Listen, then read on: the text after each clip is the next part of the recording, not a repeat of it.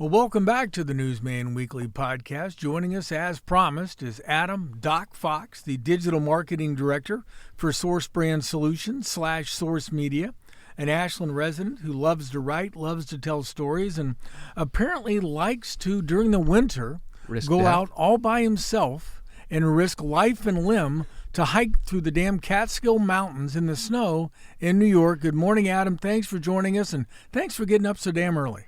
Good morning, gentlemen. I'm a big fan of the show, so it's an honor. Apparently, you've never listened to this show because after that, no, I listen on my drive-ins actually every week to the banter and the seriousness and everything else. I hope I don't get made fun of. You know, there's a lot of bullying going on, so I really hope I don't. We wouldn't. No, we would never. Not in this room. Other than the fact I am going to focus and sharpen my knife on a man who's experienced in the wild, who knows better. And we'll talk about that in a minute. Who knows better than to hike alone in the winter? But we'll talk about that in a minute. You just published a column, or we just published a column you wrote about hiking Devil's Path, and I love that name, Devil's Path. Right. In the Catskills recently. Tell us a little bit about that trip.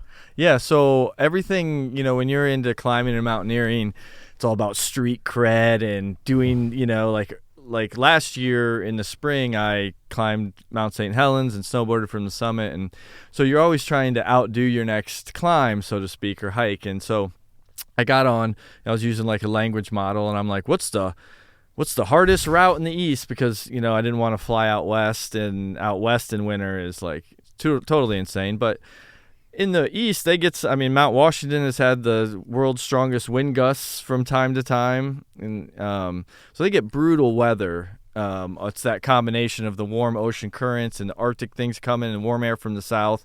Didn't Trump impose a tariff on Canadian wind? I mean, shouldn't we see less of that now? We're making a lot of money off of the Canadian winds. Just so much. They're the strongest winds ever. Mm-hmm. We're collecting a bunch of. Sorry, I interrupted. Please continue.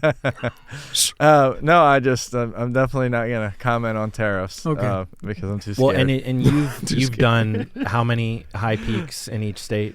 So yeah, I'm a highpointer, so you try to get to the highest point, and so the lower 48 I've done completely, but everything east of the Mississippi I've done in winter. So again, it's like when you go to the High Point convention, it's like, how do you stand out? Did you solo it? Did you do it in winter? Did you do it clothed? Were you naked? Yes. Things like that.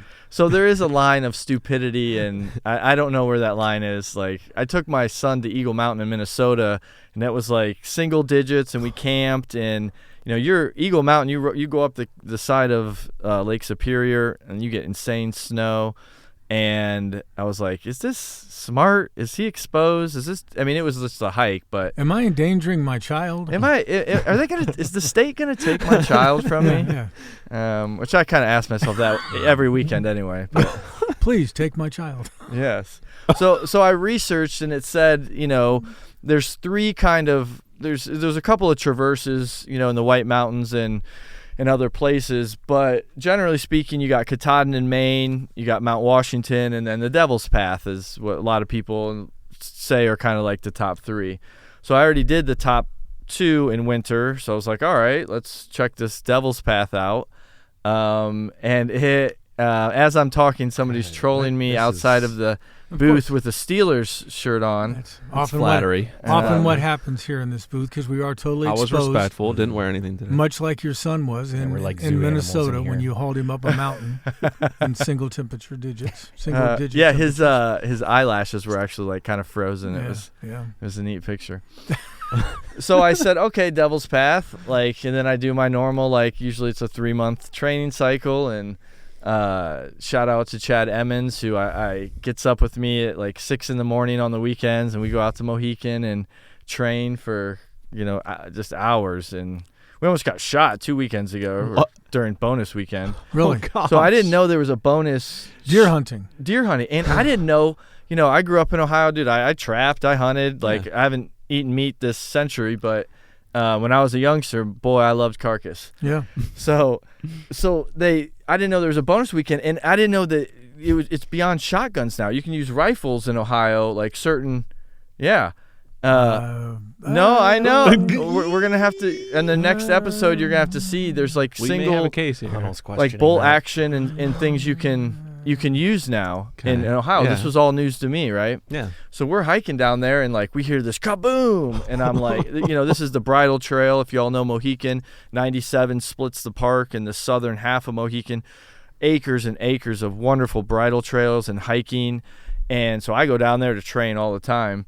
And it was like kaboom, and I'm like, oh, that's odd. And we get down there, and this hunter is mugging us off. Like, hunters don't generally like loud hikers. Yeah. I mean, if you're pushing deer towards them, sure, but we were kind of just like all over the place. And not saying it was your fault, but I'm assuming you're not You're not worried about wearing reflective stuff, not knowing. You probably at that look point, like a deer in your winter gear. Well, I had my normal like antlers on. Right. No, that's a good point. I have an orange like thing that I wore, but it's not hunter orange. Yeah, I'm not defending. And Chad had a neon hat, but yeah, it was dumb of me to not know that there was a bonus weekend. And then I couldn't make sense of it because I saw dudes with rifles. I'm like, what are they hunting? What are you doing? Yeah, you can hunt them using a straight-walled cartridge. You can't have a curved cartridge with a shoulder. So you can't hunt with rifles for that part. But anyway, continue. It's not like the old days when you could go out with a 30-06 and with a grenade. Yeah, or a grenade launcher. Yeah, you just can't blow do that up anymore. a whole nest of deer. So you almost get shot. So yeah, and there was dudes up in tree stand. I like to hike off trail and stuff. And this one guy was like, you guys got a lot of cojones. I don't know what we can say on the podcast. Balls. Yeah, okay, we can say balls. Yeah. Hunnell said anus earlier. Yeah, because you can't spell Brandon McAnus without anus. Or It's McManus. going to be a hell of a headline this week, Carl. Yeah. Continue. So yeah, that was scary. But this dude was like, you guys got a lot of balls out here hiking. And I'm just like, wait, what's going on? And why do you have a rifle? And I learned a lot. Why are you up in that tree stand? And why are you pointing that at me? Just a small militia that was stalking you. Right. It's the Mohican cult. I think the Ohio militia would do well. Like if we needed to band together when those Canadians eventually attack. Right. We've stopped their wind. They're next. We've closed That's the only border. thing that could unite us with Pittsburgh. Yeah, exactly. Oh, I actually on the way home, not to jump, but on the way home from the drive, because this giant storm was coming, I had to go due south to Pittsburgh. And honestly, it's like Pittsburgh's like kind of a cool town. It is. It's like, that Appalachian feel in the hills, and they got that giant tunnel as you're either coming in or exiting. And Three Rivers. So, the city's sweet. The people and the fans suck is the only problem. All right, so you're back to your story, man. You're planning this trip. You're planning this trip to New York. How far a drive did you take from Ashland? So it's about an 8-hour drive. But you have 3 routes to go. You go through middle of Pennsylvania, you can go to the southern part of New York, or you go up even higher, like through Syracuse and Rochester, and come down through Albany. So I had, language models, map it all out, look at all the weather, and I was going to stop at this great Buddhist temple that's along the way for a blessing, and in Hobart, which is a town dedicated completely to bookstores. So I was going to act like I was like a cool writer guy and go to that.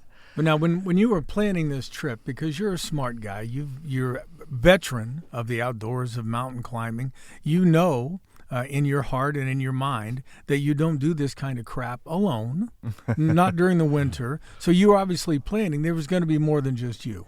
That's right. My cousin and I tried to not name him in the story because he felt bad. Like, when you train for months and then you get an injury, and we're getting older, and it's a back thing, and I can relate having back surgery a couple of years ago.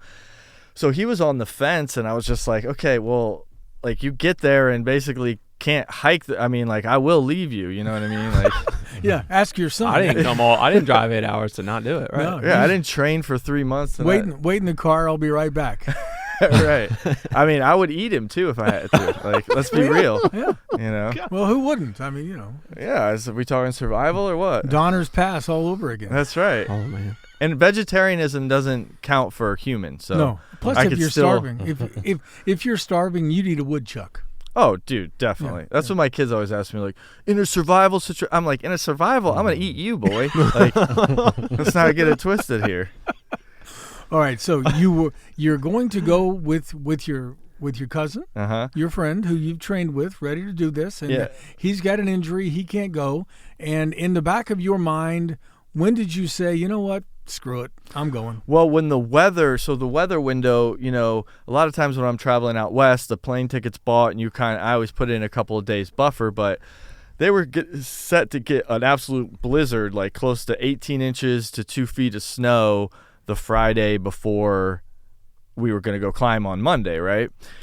So I was talking with him, and I'm like, okay, we have to go earlier, or Monday's going to be a nightmare. 55-mile-an-hour winds, and even if you've been out in 25-mile-an-hour winds, it's impossible. Like, you get a whiteout will kick up, and it was going to rain on Monday. So I was like, dude, we got to up the timeline. And he's like, oh, man, that doesn't really – it's harder for me, and I'm dealing with – so basically it came to be like basically Saturday morning, and I'm texting with the guy that's going to give me a ride – from trailhead to trailhead, and he's like, dude, we got slammed. He's basically trying to talk me out of it. He's like, nobody's going to be on the path. Nobody hikes in 2 feet of snow out here. Like, and you're like, that sounds perfect. Yeah, and then I was like, is this dude just encouraging me? Like, Doc Fox way, man. Is he motivating me? So then I got up super early Saturday morning. I was just running around, like, doing my last minute things. And I just started throwing stuff in the car, and I started, put my sleeping bag in and all this. And then I just was like, all right, dude, just drive. I always do the thing like, just drive to Akron, or just get out. And then once I'm on the road, it's like, yeah, let's go. Adrenaline kicks in, and you realize that you're all alone. Somehow you've decided not to torture your offspring by making him make this trek. So at what point did you say, you know what, I'm going? I'm through Akron, I'm good to go? Yeah, that was just it. Like, once I got, kind of past Akron and heading up, I actually went up more towards, like, through the national park, Cuyahoga National Park, which is the fakest national park there is, sorry.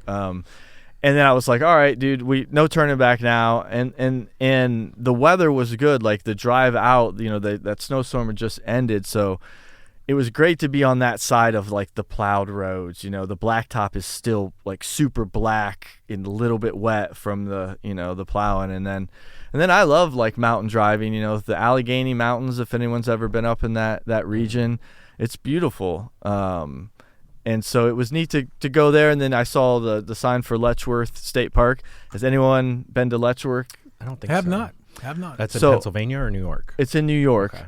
And it's about, I can't remember what I wrote, 4.5 hours or so, a drive. So if you leave our greater Tri-County area and you have 4.5 hours to get somewhere, Letchworth State Park is amazing. It's like 4 or 5 giant waterfalls. You got hiking.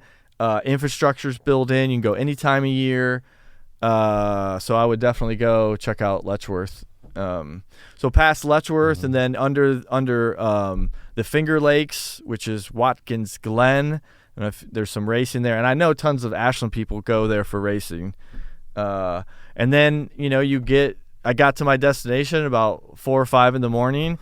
And I was like, okay, cool. And I drove through the night. Yeah, I fake sleep in my back of my car. My Nissan Rogue has 225,000 miles on it. I bought it new, and I will not do anything with it until it blows up. Yeah, right. As you should not.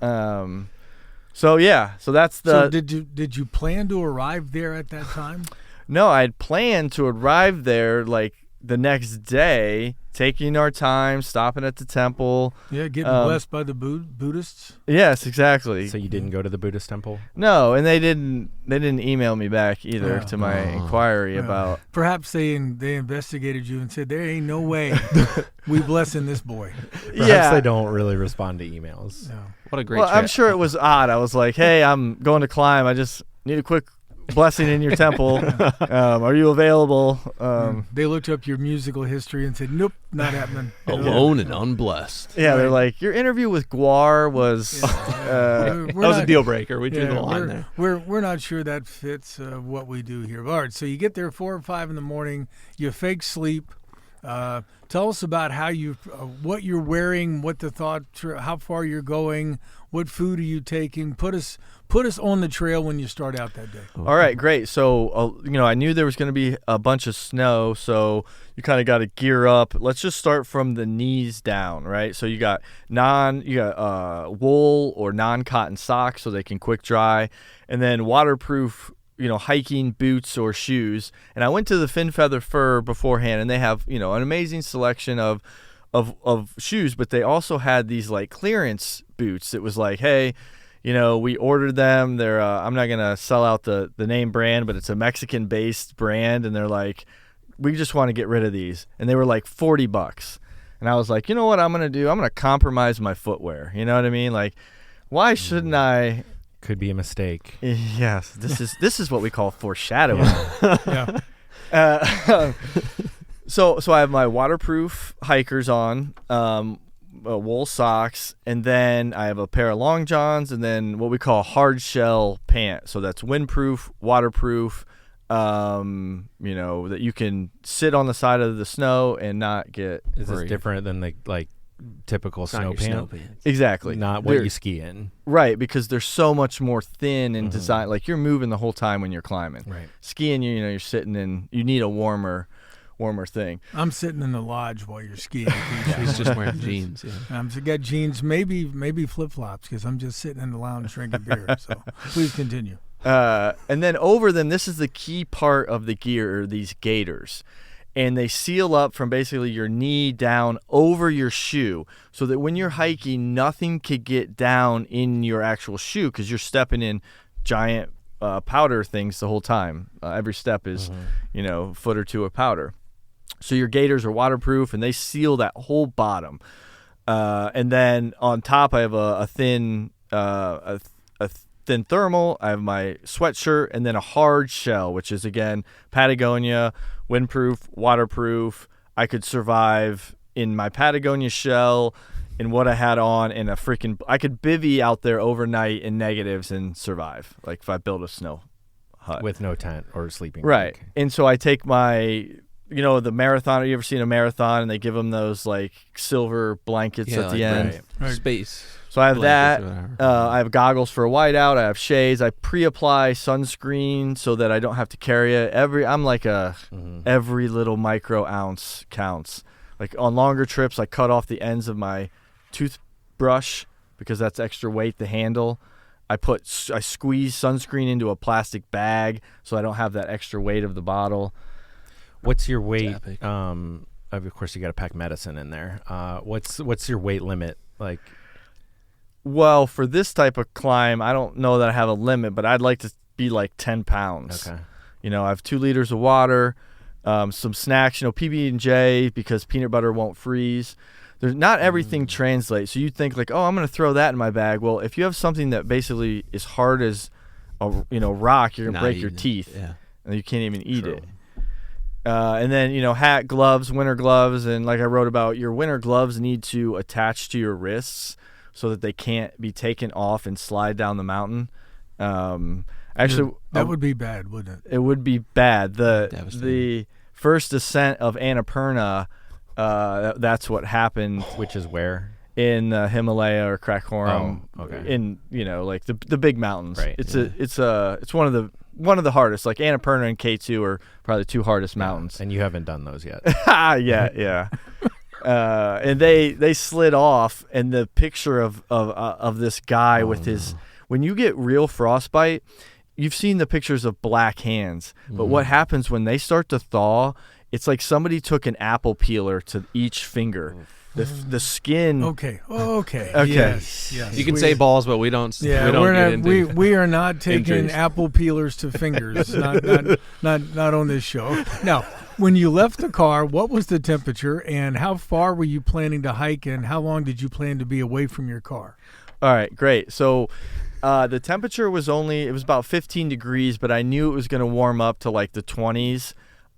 Which 20s, low 30s is like tropical when you're climbing, because you're moving the whole time. And so I was very happy about the temperature. And then I knew I'd be out for probably 11 miles, like trying to attack the eastern section the western section of the Devil's Path. And the backup plan, like, if I couldn't get to my car, or if, I didn't know how, because the snow was so deep, I didn't know, I basically after like 2 miles, I had to like either return and hike out the road or just be in it. And so at the 2 mile mark is where I was like, all right, dude, we're doing this. Like, death be damned. Death be damned. They can find my lifeless body when the snow melts and normal people are out hiking again. That's right. Did you see any other hikers on your expedition? Close to the end, I saw a kind of a family of snowshoers. I don't know how far they were going, but that was kind of cool. I talked to them for a second. But for 80% of the hiker climb, there was nobody out. I was breaking trail, so every footprint everybody else would follow from there on that I had. And that was tough going. The route itself really isn't that. There's exposure, and you're out in the middle of nowhere, and it's winter, and blah, blah, blah. But, blah, blah, blah. Yeah. But the hardest thing was that snow, just like those big steps. And I had snowshoes, but those sucked to walk in, and I was hitting rocks. And then what happens is, like, these mountains, so it's like the Devil's Pass, a series of peaks, which really sucks as you get to the top of, like, Twin Sisters, for example, and then you have to go down to get to the ridge to get to the other one. So mentally, it's like usually irritating. I'm just straight up, and the backside of the mountain or the return is going to be down. Right. So the whole time I'm thinking, like, okay, cool, I have to hike up this again on the way back. So anyway, on both of those, like on the mountain faces, there's these little wall patches, and they kind of come together, and there's like a little slit that you have to kind of wedge yourself in to get up over. And that was really fun because they were completely coated with ice, and then they had snow on them. So I'd go up and start wedging myself and hit an ice block, but not have, like my points in, and I'd slide down, and like, it wasn't like you were going to like die. You could have, like, I don't know, sprained an ankle or broken a foot or something, but that's something equally as perilous. That's something I wanted to scenario. That's something that gets to the point that I wanted to get inside your mind and crawl around for just a minute.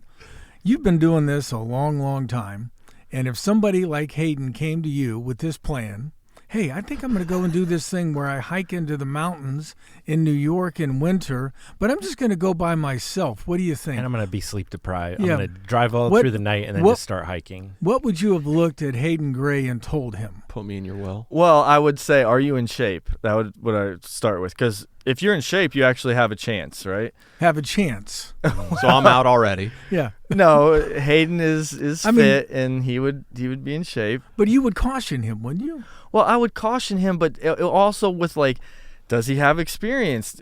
What's he got in his bag? With my emergency blanket and a whistle, like, I'd survive a day or two. Yeah. Whistle. But even with all the experience in the world, you're one badly sprained ankle away from testing the limits of 100%. your ability to survive in a bunch of snow in the Catskill Mountains in New York in the winter. Yeah, I study, like, anytime there's like a missing hiker or whatever, I read everything that they did right or wrong. Find out what went wrong. Like, and again, that's not going to prepare you. Yeah. I mean, just like the coyote tracks that I was like convincing myself it was cougar. If there was a standoff between me and like a pack of coyotes, I think I'd win, but I would suffer some damage. You know what I mean? Yeah. There would be damage. There would be a trail of blood. What's the closest you've ever come to death in your 49, 48, lower 48 high peaks? I mean, obviously the East Coast, you do them in winter for an extra challenge. Well, I want to know, like, closest you've come, what's the hardest hike or when you felt like, maybe you weren't going to make it out? Are we just talking East or the whole United States? Whole thing. So Bora in Idaho has a class 5 rock climb. So that's pretty scary because you are at, like, I don't know, 12,000 feet. And you're, like, vertical. And you're vertical, like class 5 is like, but it's only like 40 feet. So you have to, and you can't see, because you climb down this before the final ridge to go up, it's got a lip, so you can't see the footholds. Oh. So you study this before you go, and you memorize, like, okay, I put my left foot down, whatever. So that was scary when I'm hanging over this lip and dangling my feet, and I can't see, and I just got to, like, put it down. And, we did it without rope because we wanted the... Wait. So you didn't do that alone? No. Oh, okay, good. I had Chad Emmons with me again. Both my cousin and Chad. I don't know why, but I'm like, hey, I'm gonna go do this really stupid thing, and they're like, cool, I'm in. So Idaho is one of your most difficult, or like? Well, if you fall on that class 5, you may not die, but you are severely injured with no possibility of a chopper getting there or anything like that. So that would be bad. But before you get to that, there's kind of like a life leap, and what it is like, I don't know, like, let's say it's as wide as this tissue box. How wide would you say that is? Like 3 inches, 4 inches? Yeah. All right, so you're jumping from basically like here to the other side of the podcast room. So you have to jump maybe, 4 or 5 feet. And you have to land on a ledge that's as wide as this. But it has a handhold that's equally wide above it.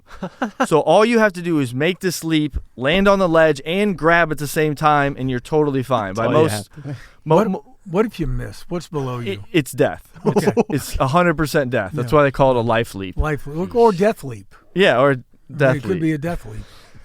So I was like, I got to that point, and the reason we were on that is most people, the route has this thing called Chicken Out Ridge. That's where I'd be. Where people get to it and they chicken out, like, naturally, right? We're going back to the lodge. Give me a drink. Exactly. So we went down. We actually didn't take the proper route, which put us on this life leap section. But we didn't know at the time. We're just like, okay, wow, this is a serious route. So Chad, who is just like a maniac, he just does it. He doesn't even think about it. He just boom. And then I'm sitting there like paralyzed. I'm like, you know what? Maybe I'll take the Hunnell route and go like into the lodge, get some beer, and chill out. So then 2 other climbers who had been kind of following us got there, and we're like, I don't think we went the right way, like blah blah. And then I remember there's this woman. She was like, I don't know, 25 or something, completely ripped. Like, you could tell, she was just like a rock climber, 0 body fat, like whatever. She does it like she's floating. She just like jumps it like, woo! You know what I mean? And then me and the dude that she was with are, on the other side of the gap, and our 2 dudes were over, and we're both like, I don't know, man, like, you gonna go? Like, so then it's just like, okay, what do you want to do in life? Like, not make the leap or leap. And so I did it, and then I was like, oh, that wasn't so bad. But then coming back, I was like, oh my God, did we really do this? So you had to do it twice. Yeah, right. Yeah. Okay. Wow. Have you ever had nightmares about falling? I didn't have nightmares. I have a lot of pre-leaving anxiety. And because pre-leading anxiety. So it's like, and especially like, I got kids, and usually I'm leaving at super early in the morning or in the night or whatever. So that when you go up into their bedroom and you're like, bye, love you, and they're kind of asleep, kind of not, dude, that's really, you get that knot in your stomach. I get the so sickness. But then once I get to the airport and I pop a couple of medicine, gummies, Sure. Vitamins, of course, Yeah, of vitamins, course, supplements for the hike. And then I'm like, oh, good. And, Alex Honnold, who's like probably the most popular rock climber, he's not a true alpinist or mountaineer. Let's be serious. But he always talks about how, like, you need to put yourself in some insane situations to, like, remember that you're alive. It's like exposure therapy. Yeah. I can do that sitting at the lodge asking myself, can I do one more shot? Can I actually handle one more shot? Or you got to push yourself to the limits every once in a while. Am I going over there? Now, one of the pictures that you had, I remembered seeing a similar sign, because these folks listening might not know, you and I are the only 2 experienced mountain climbers in this room. I mean, I did climb Mount Marcy, which is the highest point in New York, That's back right. in 1977. You probably did it in the summer. And Oh, took yeah. a nice little trail Oh path. yeah. Oh no, Well, he canoed it. There was a legit route they did. yeah, I mean, we had we had backpacks. Yeah. Because we were out for like 2 weeks. So, I mean, it wasn't just me and half of a toothbrush. But I remember seeing the sign that said camping is not permitted above this elevation. And I remember thinking, holy crap, we were like really kind of high. Yep. And then once we got to the top and I saw a Cessna fly by, and all I could hear was, I said, we got to get down. Because it's like 5 o'clock in the afternoon and we don't know exactly where we're going. It's a bunch of high school kids and our teacher, and we got to go. Though our teacher was already gone, which is a whole nother story for a whole nother day. But that sign caught my eye because I remember seeing a sign just like that. Oh yeah, Marcy's a sweet route, and you went up I think like the south side, and you did the lake route and canoed, and Right. that's a way harder and more beautiful route than the standard one that people do in summer. I did Marcy. We camped in -14 in winter. That one was brutal cold, but wasn't hard. The wrap your question, Mount Hood in Oregon is just one giant life slide. Like you can't really anchor in. So what they do is short rope, and it'd be like if all of us were roped together about this far apart, and you stop a slip from becoming a fall. So if Heiser starts to lose it, you tighten that rope up, and we'd all tighten up. But if he wanted to kill us, if he wanted to just jump, we'd all die. Great. So again, this is something Team building. Yeah, Team build. Why we should actually do. And you went to Hood, and didn't you just pick up a random person along the way? Yeah, that's the thing. Random. I put my life on the line with this climb team that I assembled via Facebook. Oh Yeah. my! It's like getting together with a bunch of guys you play like Xbox with. Is Hey, that let's the- just go climb Is a that mountain. the person that opened a can of tuna in the? Let's put our when you were life. camping in the middle of like in- grizzly country. Oh my God. The first time ever camping in grizzly country myself, I was so paranoid. And then this dude in Granite Peak in southern Montana, we just got done with the hike. Everyone was He's a so little the snack. summit. Yeah, we're at base camp. It's still, 10,000 feet or whatever. And we hear noise in the tent, and we're like, what is that noise? And dude opened up a pack of salmon snacks. And you're not allowed to have any scented items in your tent. You can't have deodorant, toothpaste. So put that and on Dumb Ways to Die. Oh my God. So we were so mad at this dude. We covered him in hand sanitizer, and then he had to go camp away from yeah, us. get away. Yeah. And it's like, dude, of all the things. And we were so tired. And Wow. Because let's face it, if you're inside your tent, inside your sleeping bag, and a grizzly comes, you know what he thinks you are? A taco. I was gonna say it's a coffin. You're in a coffin. You at are that a point. taco. yeah, and it's like my ultimate. So leading up to that, I watched like The Revenant and Yeah. Just to get ready. no, I seriously, and everyone thinks I'm crazy. I delusionally thought if I studied enough, there would be some chance that I could obviously not defeat a grizzly, but survive. It's like your backpack placement, lay on your stomach, and then, you obviously play dead. And this one dude was like, he's like, oh, all you got to do is roll over with your pocket knife, jab him in the eye. I'm like, oh, yeah, and then put him in a rear naked choke. Yeah, and- yeah. And then you got a bear rug to Yeah. bring home. That's kind of like the people that say if you're ever like in the ocean and you're about to get attacked by a great white shark, Punch it. just punch him in the nose. Yeah. And hope you don't miss because your whole arm's going Yeah. in. Well, I mean, that's Exactly. so. How many hours before you got back to your car? So it took about 8-9 hours straight of, I don't really take breaks. There's no, I'm eating power gels and things as I'm hiking. There's no really where to take a break. It's, you're in 2 feet of snow. And the adrenaline, like every hour that you're out is closer to, the sun sets at 5:30. And again, then this is really stupid. You should always have your headlamp with you no matter what. But because of weight, I didn't take Sacrificed. two things I sacrificed that you never do: my pocket knife and my headlamp. Yeah, because how are you going to jab that grizzly? You don't Could have your you pocket knife. fashion your toothbrush that you already chopped the end of it to be a shank? Like a shank. Oh, right. Yeah. That's Some real prison thinking. you right need to there, Hayden. invent that and patent it. Yeah. The pocket knife toothbrush Shank. shank Shank. combo. Yeah, Yeah. it's nice. We'll make it part of the merch. Yep. Yeah, show Okay. merch. Yeah, so I was Newsman not Weekly paranoid, branded. but when your mind just plays tricks on you because like I wrote about, the woods aren't quiet. Everyone thinks when you're all alone, blah, blah, there's wrestling, there's tree swaying, there's things that start messing with your brain. And so when I saw those dog tracks, I thought they were dog at first. And then I was like, wait, no, that's got to be a puma. And then, your mind just starts messing with you. And you're 9 hours alone. Just in the woods. You don't have like AirPods in. You're not listening to songs or like a podcast or whatever. So do you talk out loud ever or like just recite things, or do you just, I feel like I'd go crazy in my mind. So like it's kind of like the hiking version of The Shining. Right. Yeah. It's one thing when I got back, I actually told my coworkers, I was like, man, I empathize with you all, like having to deal with my brain, like, because that's it. It's just you and your brain out there. Mm-hmm. So I do a thing where I record a lot of video and kind of narrate as a way to like, help the rescuers when they find you. They log into your iCloud. That's what the Grizzly Man guy did. Timothy Treadwell. What was that fictional movie? The people were like they were hunting a witch and they like made a fake Blair Witch. Yeah. This is kind of like your version of the Blair Witch Project. Right. Yeah, so I'm a little bit like, I try to do that, but actually it gets to a point where you're like, dude, shut up. Like your own brain. Yeah, it's just like, well, what about this and what about this? And then I start daydreaming about the weirdest things, and it's hard. It's hard to get your brain back to like, all right, dude, like find peace, like be present, So you're not only asking if like Hayden's in shape if he wants to do this, but you got to be kind of mentally like ready to do I'm it. Also too, out on that occasion.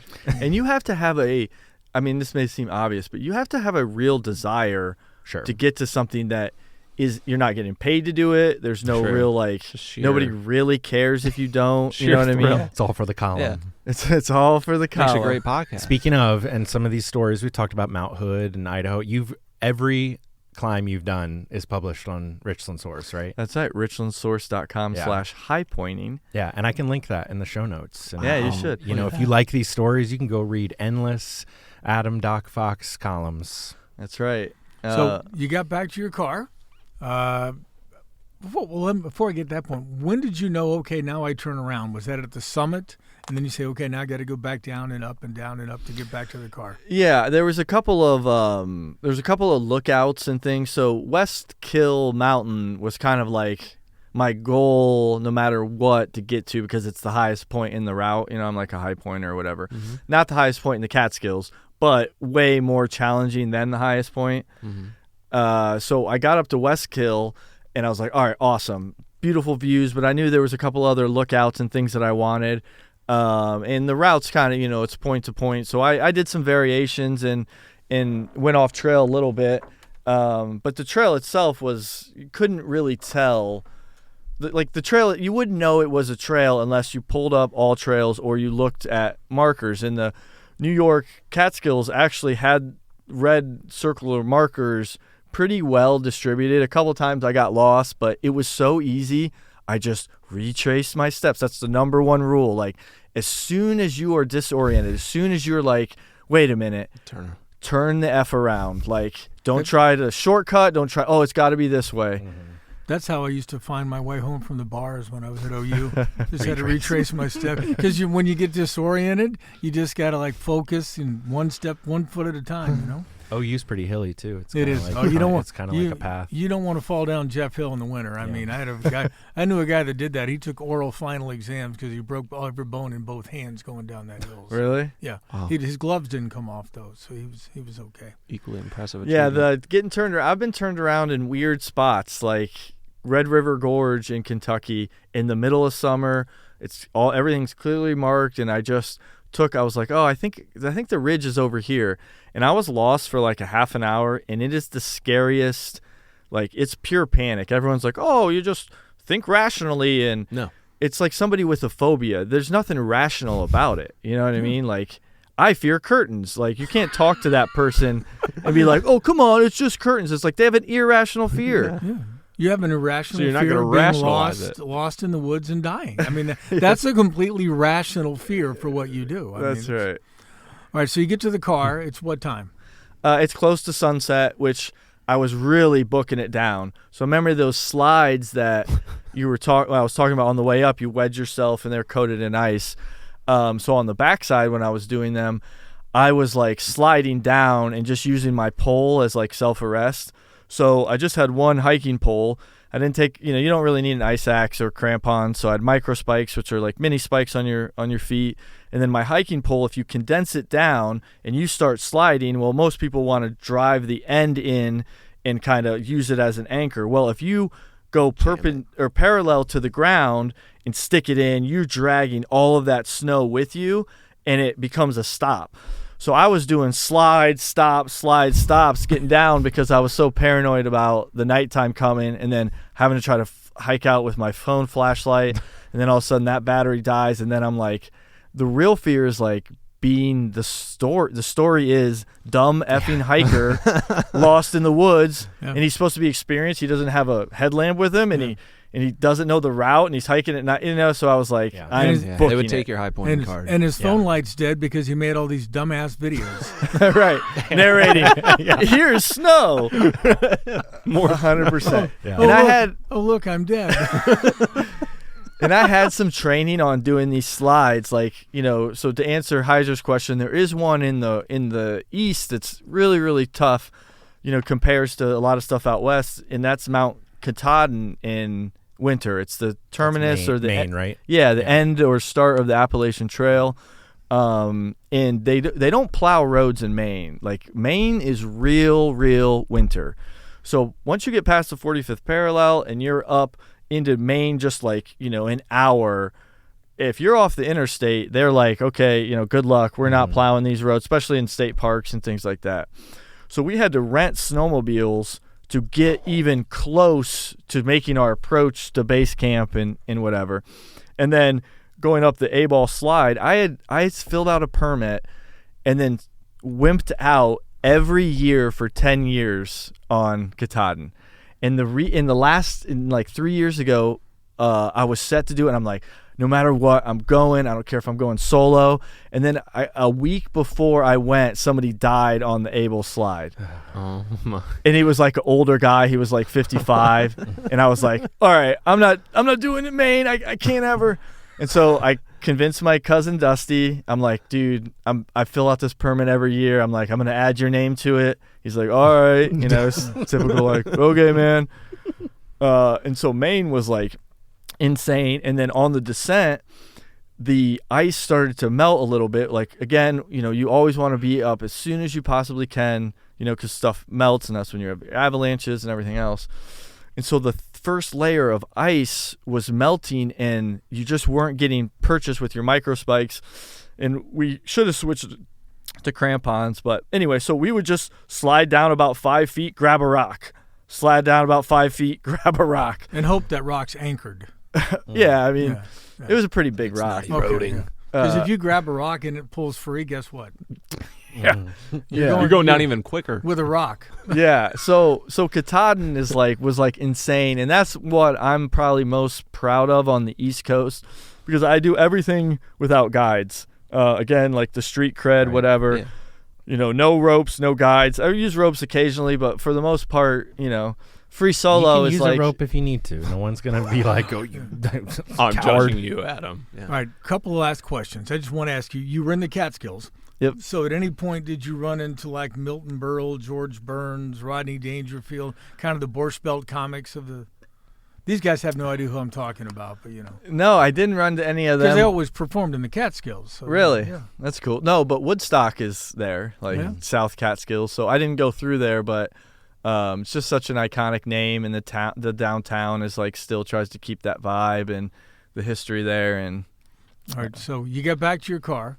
What did you do? Did you immediately drive home? Did you fake sleep in your car for an hour or two? What happened? Yeah. Well, I celebrated. I can't go into too many details. Sure. Medicinally celebrated. Yeah. I think I earned this. It's what I tell my kids. It's like, if you do you get straight A's. Yeah, you can go to that party. You know what I mean? Like type of deal. Mm-hmm. So work hard, play hard. Yeah. Yeah. Exactly. So then I was completely gassed. I drove about a half an hour until I hit a wall of, about 36, 48 hours, whatever, no sleep, exercising. And then I ducked into this little hole in the wall motel that mattresses are stained and it still smells like smoke. I think I stayed there from the decades. Because I started to camp. Sounds like the Red Roof Inn in Canton. Mm-hmm. Yeah, I was going to say we stayed there a couple weeks ago. Right. Climbers like motels are like that. I take my sleeping bag in and sleep because I don't trust the bed bugs and shit. At better this point, you just need somewhere rest. to lay your head down and close your eyes. Right. Who cares? Right. So I started to camp. I started my first. There's so many dispersed areas that you can camp.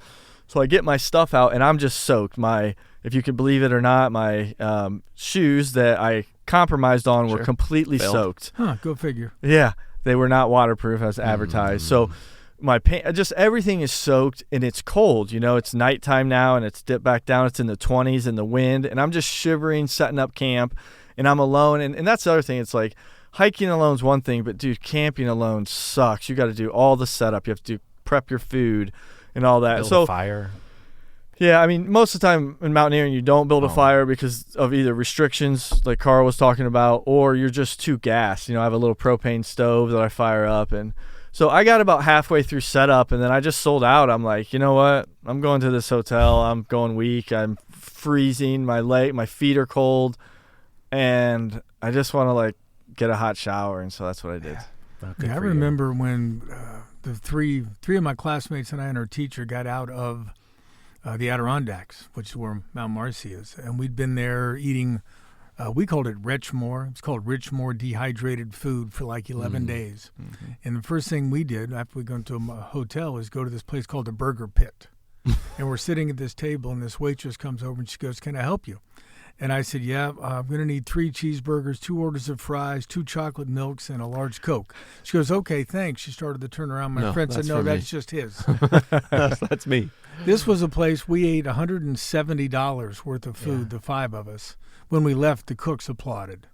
Because, I mean, when you've been on a trip that long eating crap food, I know you don't eat meat anymore, but back when you did, and you've been on a very long trip in the woods eating really bad food, there's nothing better than really halfway decent food. Oh yeah, I remember before I did Mount Whitney. So it's the highest in the lower 48. It's out in California in the Sierras, and the World Cup was actually going on. And I'm a big soccer dude, and right before I left, everybody was at this bar. And they were getting pizza and wings and beers, and they were watching soccer. And I'm like, I have made such bad life choices. How am I? But that was a big goal of mine, was to complete that hike and then go get sloshed at that place. Yeah. Yeah. And then, but to your point, the dehydrated stuff. Really, you crave fresh stuff. You crave banana, fruits that you don't take out there, dairy. And then, like I said, I'm vegetarian, but I'm still, my genes are still carcass, oriented. So it's not like after a climb, if somebody's grilling, it's not like that doesn't get into my nose and I'm like, I turn caveman pretty quickly. That's why I, would eat any of you on the trail. You know what I mean? All right. One last question, and you don't have to answer and if you're not prepared to, but when is Adam Doc Fox going to climb Mount Everest? Well, the only problem is I need challenges when I climb. So that's not a 29,029 feet. It's not a challenge. Well, I mean, 1, I don't think I could get the permit because I couldn't afford it. 2, like I said, I'm against guides. So most climbs on Everest are guided, and all of the ropes, just for perspective, every rope is fixed. So what that means is, as soon as you leave base camp, you click in your ascender that doesn't slide backwards. It's impossible to slide backwards. And you hike on these fixed ropes the entire time. So you can't fall. You can't, there's even I know the ladder gaps, that would be insane and totally scary. There's 17 anchors on both sides of those. So obviously Everest, with the winds and the temperatures and just hiking up there, would be excruciating. And I don't know if I could physically do it. But the challenge of Everest is gone. They have made it through the guide companies. They set up your tent at Camp 4. They literally set your tent up for you. What are you trying to do when, the founder of Patagonia has a quote, from 180 degrees south. He's like, you're a blank hole when you start, and you're a blank hole when you come back. If you go the, guide route. I was going to say, as somebody who does not do what you do and does not, even from an outsider, I was going to say, the whole idea, it would still be incredibly sick to see the views from up there, but I feel like the whole perception of Everest is completely, changed and gone. It's not respected anymore. Sir Edmund Hillary kind of did it the right way. But for those wondering, it does cost somewhere around $40,000 to climb Mount Everest, because you got to get high altitude oxygen, government permits, you got to pay Sherpas, you got to have specialized gear, insurance, lots of other safety measures. This is not anybody climbing Everest today has got too much money in their pocket. 100%. And they've now required it's either on the Tibet side or I can't remember, but in order to get a permit, you have to have climbed something else of significance. Mm-hmm. So these dudes who are just rich and I want whatever. It's you got to put the time in. Yeah. So I would definitely love to give to the Himalaya or the Karakoram. K2 and Annapurna are the greatest mountains on planet Earth, and I would love to just do the Annapurna base camp, just to stand underneath that. Yeah. But if I had a magic wand, it would be Denali. I think, your climbing Alaska. window, it's the highest point in North America and the highest point, obviously, in the States. It's not technical or anything, but it's a brutal climb, and it's so close to the Arctic Circle. That's what I crave, that winter death up there. That's what winter death. That's what I crave, that winter death up there. We gotta get you and Hunnell going to Alaska. He can do dog sledding. I pitched that before. I was totally down. Well, if we had gone to cover, the Iditarod last year, I know Dylan wanted to go. I know Doc wanted to go. There were people lining up to make the trip. But I fully intended to stay in Anchorage until they got near the end. Then I would fly to the finish line 3 days before in Nome and just sit in a bar and drink and wait for them to get there, because that's how I like to do winter, man. Just boat shoes, socks on a bar. Yeah, that's to me that's boat drinks. That was a great song by Jimmy Buffett. The boys in the band all need boat drinks. That's a good one. So last thing is your climbing window is, they say your prime is essentially 45 to 55, which may sound like older or crazy, but you need the experience. You need the knowledge more than anything. So I'm right at that, I'm 45. So I have this window now to kind of if I was going to do anything insane. You're just entering your prime. Yeah, dude. Made so many dumb decisions. He's got a decade of 30s. Stupid decisions ahead. Man, oh man. So the goal is I'm trying to put together a team. One of the hardest routes in Canada is around Banff and in that area. So I'm trying to put together a team, but everybody has been crying. Because you got to ski to base camp's 20 miles or something of skiing just alone. Oh wow. So anyway, I'm trying to put together something for Canada, and if I do Canada, then there's no reason not to try Denali. And I always said that I would wait till my kids are in college to try Denali, and one of them's there, so it pretty much counts. Pretty much booked. Yeah. All right. Well, very good, man. I appreciate Adam Doc Fox for joining us today, taking the time out of his busy schedule to come in and update us about his ridiculously dangerous solo venture to the Catskills. He's downplaying it, but we all know better. You're walking into the mountains by yourself in the winter. Mm-hmm. I'm glad you were able to walk out. Thank you. And I'm being 100% serious when Zach texted me about coming on. It's an honor. I'm a fan of this show. I listen, and y'all do it right. I'm just saying, man, this is a great podcast. I'm just saying. All right, we'll have you back. Don't worry. Certified friend of the show. Yeah. All right, and folks, we are going to wrap up on that note because we can't have people saying nice things about us. That can't continue. That's the line. Yeah. Thanks again to everybody for listening to the Newsman Weekly. I'll be back in a second to put a bow on this week's episode. But until then, remember what author Mark Twain once said: if you tell the truth, you don't have to remember anything.